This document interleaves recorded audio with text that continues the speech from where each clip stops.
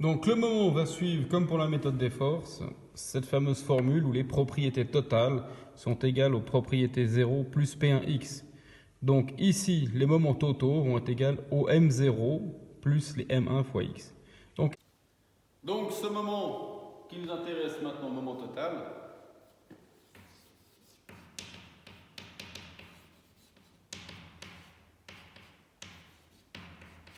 est égal à M0 plus M1x.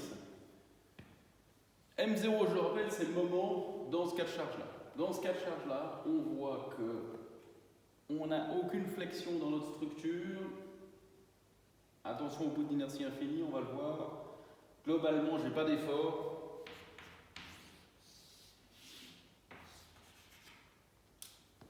J'ai donc le moment total qui va être nul, le moment 0 qui va être nul.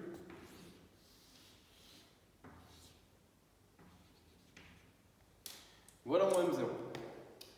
Pour mon M1, c'est le moment qu'il y a ici.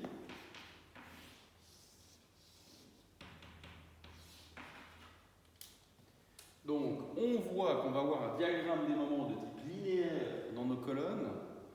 On passe d'un signe positif, c'est-à-dire une fibre tendue à droite, une fibre tendue à gauche en bas. On va partir d'une certaine valeur. Arriver ici pour le diagramme des moments que l'on a dans la colonne de droite et de gauche. Au niveau de la valeur, il faut simplement aller revoir là la feuille des relations force-déplacement. Dans cette feuille force-déplacement, c'est donc la déformée correspondante à ce troisième cas. Ce qui m'intéresse maintenant, c'est le moment qui va se trouver ici ou là. On voit que la valeur de ce moment est donnée directement par 6i sur L carré. Nous avons comme valeur le 6i sur L carré. Ici, là, ainsi que partout ailleurs. Qu'en est-il de la traverse? La traverse, elle va quand même travailler parce qu'elle bloque une rotation. Quand on bloque un effort, il n'y a pas de secret, on va prendre l'effort pour soi.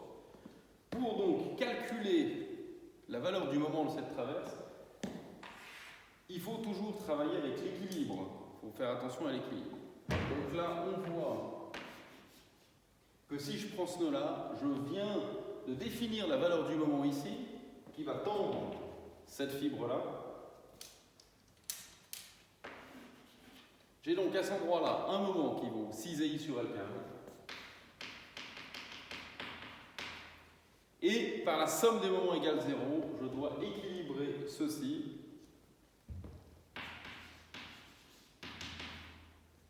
Je vais donc avoir aussi un moment de 6i.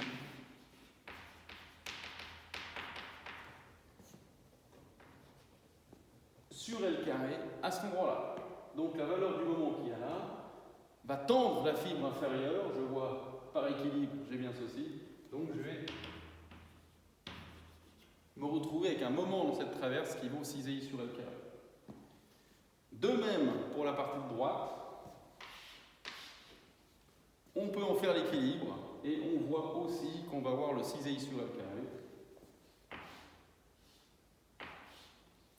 C'est-à-dire que là, je connais la valeur du moment qui va tendre les fibres de droite.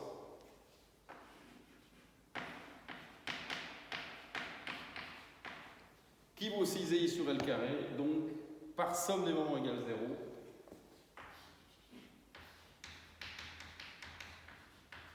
Je me trouve aussi avec un 6i sur L carré, cette fois-ci, qui tend la fibre supérieure.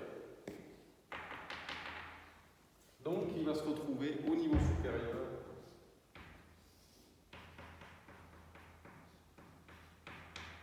À cet endroit-là. Donc maintenant, on vient de déterminer le moment M1 de la structure. Donc, comme vous allez le voir dans différents exercices, faites très attention aux poutres d'inertie infinie. Les poutres d'inertie infinie ne se déforment pas, donc on ne voit pas de flexion, mais ça ne veut pas dire qu'il n'y a pas de moment. Alors, comment se fait-il qu'il n'y a pas de flexion et qu'il y a un moment dans l'effort, donc dans une poutre d'inertie infinie, ou pourquoi est-ce qu'on n'a pas de flexion mais un moment? Donc, il faut se souvenir que Au niveau de la flexion, on a, par exemple, pour un élément fléchi à un moment de chaque côté,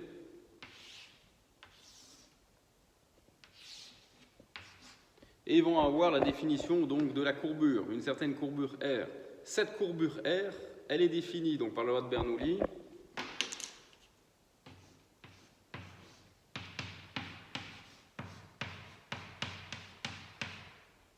par 1 sur R égale M sur EI.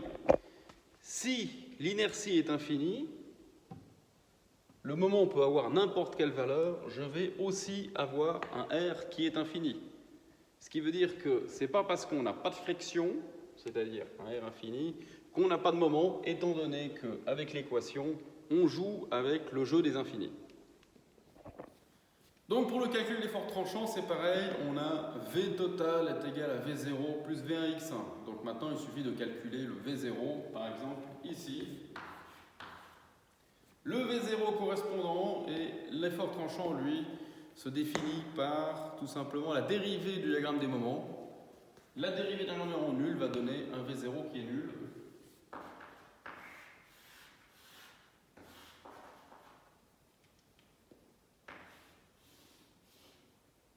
Donc voilà pour V0, celui-ci est assez simple.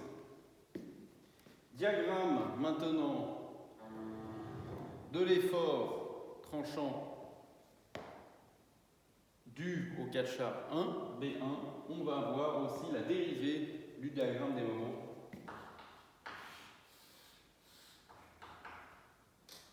Que l'on va voir ici. Donc, la dérivée de ce diagramme des moments, j'ai 6i sur L carré d'un côté, plus 6i sur L carré d'un côté, donc ça fait 6 plus 6 divisé par L, ça va nous donner une valeur d'effort tranchant qui vaut 12i sur L cube.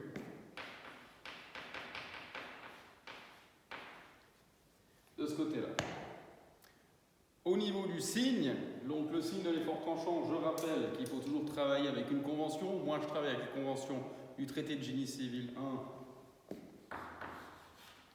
à savoir un effort tranchant qui se déduit de l'effort normal par une rotation plus pi sur 2.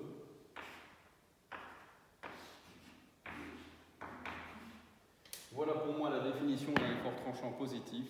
Et pour regarder donc son travail avec ce diagramme-là, ou alors, n'oublions pas que le travail de l'effort tranchant en fait avait déjà été fait. Et je l'ai directement ici. Donc déjà, par miracle, j'ai la même valeur, ça veut dire que lorsqu'on a deux chemins qui même endroit, on est sûr d'avoir juste. On a 12i sur le cube, et j'ai aussi son sens qui est déjà dessiné ici. Donc très pratique. Donc là, je vous rappelle qu'un effort tranchant positif devrait aller à droite, donc là, ça va me donner un effort tranchant négatif pour cette colonne.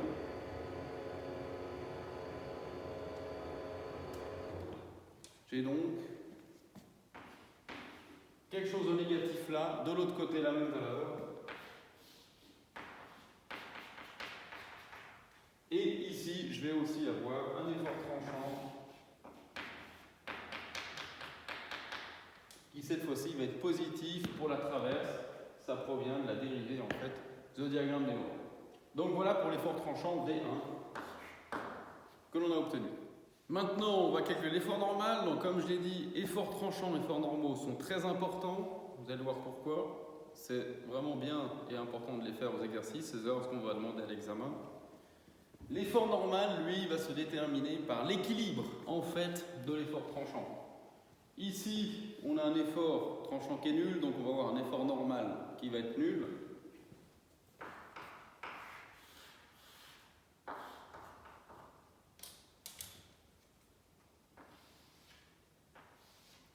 Nul ici, nul là, mais par contre, attention, pour l'effort normal N0, il faut bien regarder le cas de charge. Le cas de charge, j'avais donc un H ici. Et ce H, évidemment, va comprimer ma poutre que j'ai en haut. Donc je vais avoir un effort normal positif, comprimé, donc effort normal négatif, qui vaut H à cet endroit-là.